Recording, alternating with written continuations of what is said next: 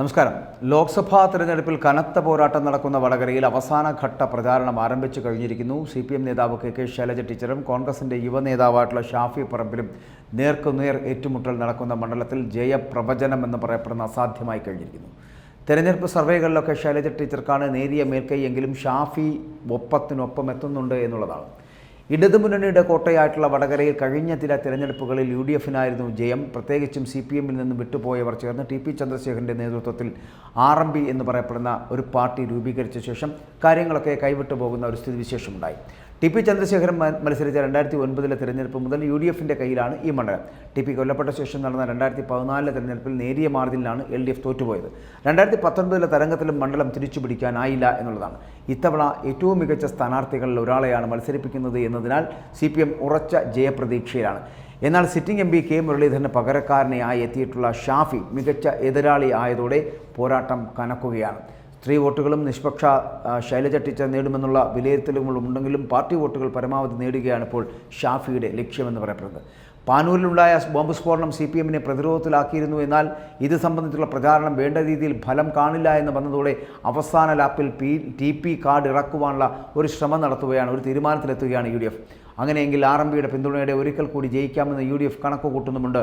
വടകരയിൽ മണ്ഡലത്തിൽ വളരെ സജീവമായിട്ടുള്ള മുസ്ലിം ലീഗും TP വിഷയം ഇപ്പോൾ ഏറ്റെടുത്തു കഴിഞ്ഞിരിക്കുന്നു. ഇതിൻ്റെ ഭാഗമായാണ് ലീഗ് നേതാവ് KM ഷാജി തുടർച്ചയായി TP കേസ് പ്രതി കുഞ്ഞനന്ദൻ്റെ മരണത്തിൽ ദുരൂഹത ആവർത്തിച്ചുകൊണ്ടേയിരിക്കുന്നത്. വിഷയം ഇപ്പോൾ പൊതുമണ്ഡലത്തിൽ സജീവ ചർച്ചയാക്കുന്നതിലൂടെ ചാഞ്ചാടി നിൽക്കുന്ന വോട്ടുകൾ നേടാമെന്നുള്ളതാണ് ലീഗിൻ്റെയും പ്രതീക്ഷ. അത്തരത്തിൽ വലിയ പ്രതീക്ഷയിലാണ് UDF മുന്നോട്ട് പോകുന്നത്. വോട്ടെടുപ്പിന് 10 ദിവസം മാത്രം ശേഷിക്കെ ഇനിയുള്ള ദിവസങ്ങളിലെ പ്രചരണം നിർണായകമാകും. നിഷ്പക്ഷ വോട്ടുകൾ ലക്ഷ്യമാക്കിയായിരിക്കും ഇനി ഇരുമുന്നണികളും പ്രചരണം ഘടിപ്പിക്കുക. ദേശീയ നേതാക്കൾ ഉൾപ്പെടെയുള്ളവരും മണ്ഡലത്തിലെത്തുന്നതോടെ വരും ദിവസങ്ങളിൽ ചൂടേറ്റിയിട്ടുള്ള പ്രചാരണത്തിന് തന്നെയാണ് മണ്ഡലം സാക്ഷ്യം വഹിക്കുക എന്നുള്ള കാര്യത്തിലും സംശയമില്ല. അപ്പോഴും രണ്ട് മുന്നണികളിൽപ്പെട്ടവർക്കും ഒരു ലക്ഷ്യത്തിലേക്ക് എത്തുവാനുള്ള വിജയലക്ഷ്യത്തിലേക്ക് എത്തുവാനുള്ള കരുത്തുണ്ട് എന്നുള്ളതാണ്. ലോക്സഭാ തെരഞ്ഞെടുപ്പിൽ 2 MLA-മാർ മാറ്റുരയ്ക്കുന്ന ഒരു മണ്ഡലം കൂടിയാണ് വടകര എന്ന് പറയപ്പെടുന്നത്. കെ ശൈലജയും ഷാഫി പറമ്പിലും അത്തരത്തിൽ മാറ്റുരയ്ക്കുമ്പോൾ ഒരാൾ വിജയിച്ചു കഴിഞ്ഞാലും മറ്റൊരാൾ ഇവിടെ MLA ആയിട്ട് തന്നെ ഉണ്ടാകും. ഒന്നുകിൽ കെ ശൈലജ അല്ലെങ്കിൽ ഷാഫി പറമ്പിൽ. മട്ടന്നൂരിലെ കെ ശൈലജയും പാലക്കാടിലെ ഷാഫി പറമ്പിലും തമ്മിലാണ് ഏറ്റുമുട്ടുന്നത്. ഒന്നുകിൽ വടകരയിൽ വിജയിച്ചു കഴിഞ്ഞാൽ വടകരയുടെ നാഥനായി ഷാഫി പറമ്പിൽ ലോക്സഭയിലേക്ക് പോകും. അങ്ങനെ ഡൽഹിയിലായിരിക്കും പിന്നെ ഷാഫി പറമ്പിൽ.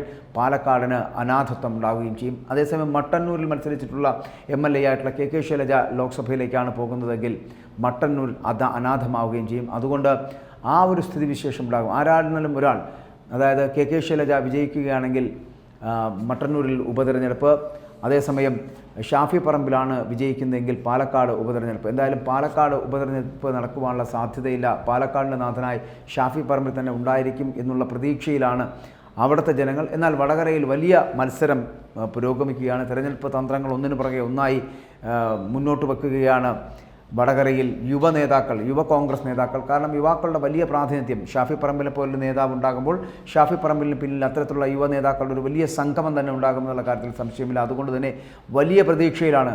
ഒപ്പം വടകര നിയോജക മണ്ഡലത്തിൽ ഏറ്റവും കൂടുതൽ വലിയ ഭൂരിപക്ഷത്തിലേക്ക് എത്തപ്പെടുന്ന ഒരു വിഭാഗമെന്ന് പറയപ്പെടുന്ന മുസ്ലിം ലീഗാണ്. ആ മുസ്ലിം ലീഗിൻ്റെ അണികൾ അരയും തലയും മുറയ്ക്ക് മുന്നോട്ട് പോകുന്നൊരു സാഹചര്യം. അതായത് ഷാഫി പറമ്പിലിനെ വിജയിപ്പിക്കുക എന്നുള്ളതാണ് അവരുടെ ലക്ഷ്യം. മാത്രമല്ല RMB-യുടെ വലിയ സാന്നിധ്യം.